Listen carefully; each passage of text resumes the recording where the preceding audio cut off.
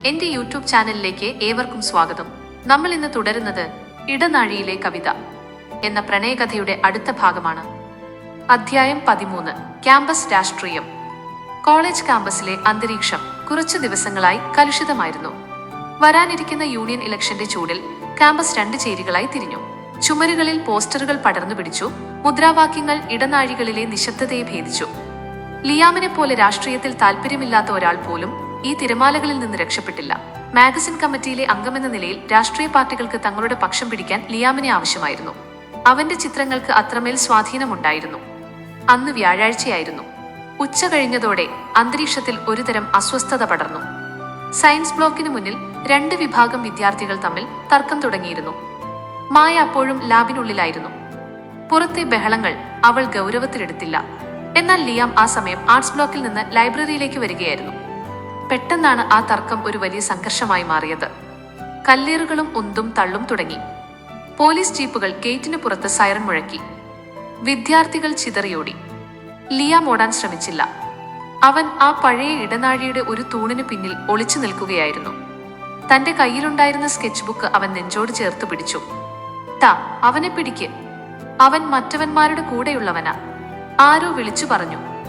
തന്റെ രാഷ്ട്രീയമില്ലായ്മ പോലും ഒരു കുറ്റമായി മാറുമെന്ന് ലിയാം കരുതിയിരുന്നില്ല.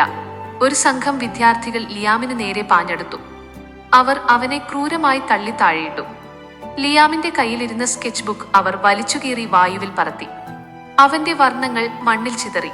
ആ സംഘർഷത്തിനിടയിൽ ആരോ എറിഞ്ഞ ഒരു വലിയ കല്ല് ലിയാമിന്റെ നെറ്റിയിൽ വന്ന് തറച്ചു. അവൻ നിലവിളിച്ചുകൊണ്ട് താഴെ വീണു. നെറ്റിയിൽ നിന്ന് രക്തം ഒലിച്ചിറങ്ങി അവന്റെ കണ്ണുകളെ മറച്ചു. ലോകം മുഴുവൻ അവന് ചുറ്റും കറങ്ങുന്നത് പോലെ തോന്നി. ലിയാം ബോധരഹിതനായി ആ തണുത്ത തറയിൽ കിടന്നു. ലാബിൽ നിന്ന് പുറത്തിറങ്ങിയ മായ കണ്ടത് ചിതറിയോടുന്ന കുട്ടികളെയും ചോര പുരണ്ട ഇടനാഴിയെയുമാണ്. അവളുടെ ഉള്ളിൽ ഒരു മിന്നൽ പിണർ പാഞ്ഞു. ലിയാം! അവൾ അലറിക്കൊണ്ട് ആർട്സ് ബ്ലോക്കിനടുത്തേക്ക് ഓട്ടി.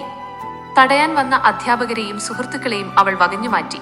അവിടെ തൂണിന് താഴെ ചോരയിൽ കുളിച്ചു കിടക്കുന്ന ലിയാമിനെ കണ്ടപ്പോൾ മായയുടെ ലോകം തകർന്നുപോയി. അച്ഛന്റെ നിയമങ്ങളും വീട്ടിലെ എതിർപ്പുകളും മൗനത്തിന്റെ നാളുകളും ആ നിമിഷം മാഞ്ഞുപോയി. പ്രണയം അതിന്റെ ഏറ്റവും തീവ്രമായ ഭാവത്തിൽ പുറത്തേക്ക് വന്നു. ലിയാം, കണ്ണു തുറക്കൂ പ്ലീസ്. മായ അവന്റെ തല തന്റെ മടിയിൽ വെച്ചു. അവളുടെ വെള്ള ചുരിദാറിൽ ലിയാമിന്റെ രക്തം പടർന്നു. അവൾ കൈകൾ കൊണ്ട് ആ മുറിവ് അമർത്തിപ്പിടിച്ചു. അവളുടെ കണ്ണുനീർ അവന്റെ മുഖത്തെ ചോരപ്പാടുകളെ കഴുകിക്കൊണ്ടിരുന്നു. ആരെങ്കിലും ഒന്ന് സഹായിക്കൂ പ്ലീസ്, ലിയാമിനൊന്നും പറ്റരുത്. അവൾ ഉറക്കെ കരഞ്ഞു. വിവേകും അഞ്ജലിയും ഓടിയെത്തി. അവർ ലിയാമിനെ താങ്ങിയെടുത്ത് കോളേജ് ആംബുലൻസിലേക്ക് കൊണ്ടുപോയി. മായ അവനെ വിട്ടുമാറാൻ തയ്യാറായിരുന്നില്ല. ആംബുലൻസിനുള്ളിൽ അവന്റെ തണുത്ത കൈകൾ പിടിച്ചിരിക്കുമ്പോൾ മായ ഒന്നു മാത്രം പ്രാർത്ഥിച്ചു, തന്റെ മൗനം ലിയാമിന്റെ ജീവൻ എടുക്കരുതേ എന്ന്. ആശുപത്രിയിലെ ഓപ്പറേഷൻ തിയേറ്ററിന് മുന്നിലിരിക്കുമ്പോൾ മായയുടെ വസ്ത്രങ്ങളിൽ ലിയാമിന്റെ ചോര ഉണങ്ങിപ്പിടിച്ചിരുന്നു. ഡോക്ടർമാർ പുറത്തു വന്നപ്പോൾ അവൾ ഓടിച്ചെന്നു. പേടിക്കാനൊന്നുമില്ല, തലയിൽ ആഴത്തിലുള്ള ഒരു മുറിവുണ്ട്, രക്തം ഒരുപാട് പോയി, കുറച്ചു ദിവസം വിശ്രമം വേണം, ഡോക്ടർ പറഞ്ഞു. അന്ന് രാത്രി ലിയാം പതുക്കെ കണ്ണു തുറന്നു. മങ്ങിയ വെളിച്ചത്തിൽ അവൻ കണ്ടത് തന്റെ അരികിൽ കരഞ്ഞു തളർന്നിരിക്കുന്ന മായയെയാണ്. അവളുടെ കണ്ണുകളിൽ തനിക്ക് വേണ്ടിയുള്ള ആ പഴയ പ്രണയം അവൻ കണ്ടു. മായ! അവൻ വളരെ പതുക്കെ വിളിച്ചു. മായ അവന്റെ കൈകളിൽ മുത്തം നൽകി. ക്ഷമിക്കണം ലിയാം, എന്റെ മൗനമാണ് നിന്നെ ഈ അവസ്ഥയിലെത്തിച്ചത്. ഞാൻ ഇത്രയും ക്രൂരമാകാൻ പാടില്ലായിരുന്നു. ഇനി ഞാൻ നിന്നെ വിട്ടുപോകില്ല. അച്ഛനായാലും ദൈവമായാലും ശരി, എനിക്ക് നീ വേണം. ലിയാം ഒന്ന് പുഞ്ചിരിക്കാൻ ശ്രമിച്ചു. ആ കല്ല് എനിക്കൊരു ഉപകാരമാണ് ചെയ്തത് മായ. നിന്റെ മൗനം തകർക്കാൻ എനിക്ക് എന്റെ രക്തം തന്നെ നൽകേണ്ടി വന്നു. ആശുപത്രി മുറിയിലെ ആ നിശബ്ദതയിൽ അവർ വീണ്ടും ഒന്നായി. ക്യാമ്പസ് രാഷ്ട്രീയം ലിയാമിന് പരിക്കുകൾ നൽകിയെങ്കിലും അത് അവരുടെ പ്രണയത്തിന് പുതിയൊരു ജീവൻ നൽകി. ആ പഴയ ഇടനാഴിയിൽ നിന്ന് തുടങ്ങിയ കവിത ആശുപത്രിയിലെ ആ വെള്ളവിരിപ്പുകൾക്കിടയിൽ കൂടുതൽ ദൃഢമായി മാറുകയായിരുന്നു. അധ്യായം 14. തിരിച്ചറിവ്. ആശുപത്രിയിലെ ആ വെളുത്ത മുറിയിൽ വല്ലാത്തൊരു നിശബ്ദത പടർന്നിരുന്നു. മരുന്നുകളുടെ രൂക്ഷഗന്ധവും പുറത്തു വരാന്തയിൽ കേൾക്കുന്ന നേർത്ത കാൽപ്പെരുമാറ്റങ്ങളും മാത്രം. ലിയാം ഉറക്കത്തിലാണ്. തലയിലെ വെളുത്ത ബാൻഡേജിന് താഴെ അവന്റെ മുഖം വിളറിയിരുന്നു. ജനാലയിലൂടെ അരിച്ചെത്തുന്ന നിലാവെളിച്ചം അവന്റെ നെറ്റിയിൽ വീണുകിടക്കുന്ന മുടിയിഴകളിൽ തട്ടി നിൽക്കുന്നു. മായ അവന്റെ അരികിലെ കസേരയിൽ ഇരിക്കുകയായിരുന്നു. കഴിഞ്ഞ കുറെ മണിക്കൂറുകളായി അവൾ ആ മുറിയിൽ നിന്ന് പുറത്തിറങ്ങിയിട്ടില്ല. ലിയാമിന്റെ വിരലുകൾ അവളുടെ കൈക്കുള്ളിൽ സുരക്ഷിതമായിരുന്നു. ലിയാം വേദന കൊണ്ട് പുളഞ്ഞപ്പോഴും ബോധമില്ലാതെ മായയുടെ പേര് വിളിച്ചപ്പോഴും അവൾ അനുഭവിച്ച വേദന വിവരണാതീതമായിരുന്നു. എന്തിനായിരുന്നു ലിയാം നീ ഇങ്ങനെ ചെയ്തത്? അവൾ പതുക്കെ മന്ത്രിച്ചു. അവൾക്കറിയാമായിരുന്നു ലിയാമിനെ ആ സംഘർഷത്തിന്റെ നടുവിലേക്ക് എത്തിച്ചത് അവന്റെ നിസ്സംഗതയായിരുന്നു.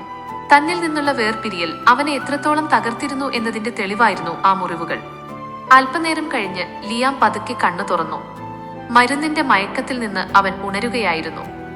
മങ്ങിയ വെളിച്ചത്തിൽ അവൻ ആദ്യം കണ്ടത് മായയുടെ ആകുലത നിറഞ്ഞ കണ്ണുകളാണ്. അവൾ തന്റെ കൈകളിൽ മുറുക്കി പിടിച്ചിരിക്കുന്നത് അവൻ അറിഞ്ഞു. മായ. അവന്റെ ശബ്ദം വളരെ നേർത്തതായിരുന്നു.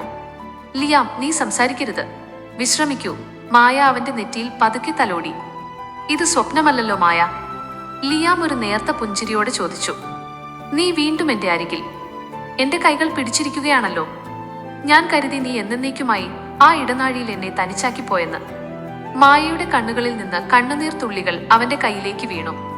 ഇല്ല ലിയാം, എനിക്ക് കഴിയില്ല. നിന്നെ പിരിഞ്ഞിരിക്കാൻ എനിക്ക് കഴിയില്ലെന്ന് ഈ നിമിഷം ഞാൻ തിരിച്ചറിയുന്നു. അച്ഛന്റെ വാശിയേക്കാൾ, കുടുംബത്തിന്റെ അന്തസ്സിനേക്കാൾ വലുതാണ് നിന്റെ ഈ ജീവൻ. നീ ഇല്ലാത്ത ഒരു ലോകത്ത് എനിക്ക് ശ്വസിക്കാൻ പോലും കഴിയില്ല. ലിയാം അവളുടെ കൈകൾ തന്റെ മുഖത്തോട് ചേർത്ത് വെച്ചു.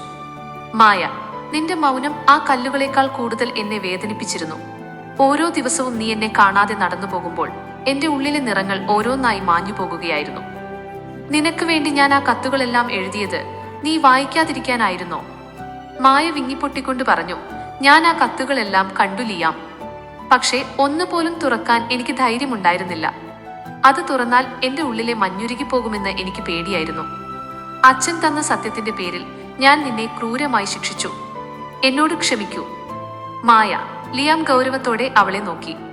നമ്മുടെ പ്രണയം വെറുമൊരു കൗമാര ചാബല്യമല്ല, അതൊരു തിരിച്ചറിവാണ്. ഫിസിക്സിലെ ആ രണ്ട് വിപരീത ധ്രുവങ്ങൾ ആകർഷിക്കപ്പെടുന്നത് പോലെ നമ്മൾ ഒന്നിക്കേണ്ടവരാണ്. ഇനി ആരെതിർത്താലും നമ്മൾ പിരിയരുത്. ഈ മുറിവുകൾ എനിക്കൊരു കാര്യം മനസ്സിലാക്കി തന്നു. നിന്നോടുള്ള എന്റെ പ്രണയം എന്റെ ജീവനേക്കാൾ വലുതാണ്. മായ തലയാട്ടി. ആ നിമിഷം അവൾ ഒരു തീരുമാനമെടുക്കുകയായിരുന്നു. ഇനി ഒളിച്ചോടില്ല.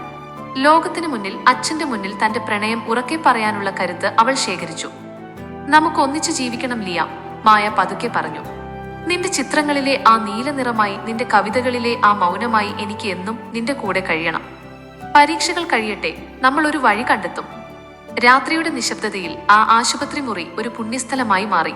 അവിടെ വേദനയല്ലായിരുന്നു, മറിച്ച് പ്രണയത്തിന്റെ പുതിയൊരു ഉദയമായിരുന്നു. ലിയാം മായയുടെ കൈകളിൽ വിരലുകൾ കൊണ്ട് പതുക്കെ എഴുതി. ഇടനാഴിയിലെ കവിത ഇനിയൊരിക്കലും അവസാനിക്കില്ല. പുറത്ത് മഴ പെയ്യാൻ തുടങ്ങിയിരുന്നു.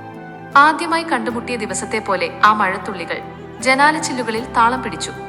പക്ഷെ ഇന്നവർ തനിച്ചായിരുന്നില്ല. പരസ്പരം തിരിച്ചറിഞ്ഞ രണ്ട് ആത്മാക്കൾ ആ മഴയുടെ താളത്തിനൊപ്പം പുതിയൊരു ഭാവി സ്വപ്നം കണ്ടു. മൗനത്തിന്റെ മതിലുകൾ തകർന്നു വീണിരിക്കുന്നു. സംഘർഷങ്ങൾ അവർക്ക് വേദന നൽകിയെങ്കിലും പിരിഞ്ഞിരിക്കാൻ കഴിയില്ലെന്ന ആ വലിയ സത്യം അവർ തിരിച്ചറിഞ്ഞത് അവിടെ വെച്ചായിരുന്നു. ഈ കഥയുടെ ബാക്കി ഭാഗങ്ങൾ കേൾക്കാൻ ദയവായി ഈ ചാനൽ സബ്സ്ക്രൈബ് ചെയ്യുക. വീഡിയോ ഇഷ്ടപ്പെട്ടെങ്കിൽ ലൈക്ക് ചെയ്യാനും കൂട്ടുകാർക്ക് ഷെയർ ചെയ്യാനും മറക്കരുത്. എല്ലാവർക്കും നന്ദി.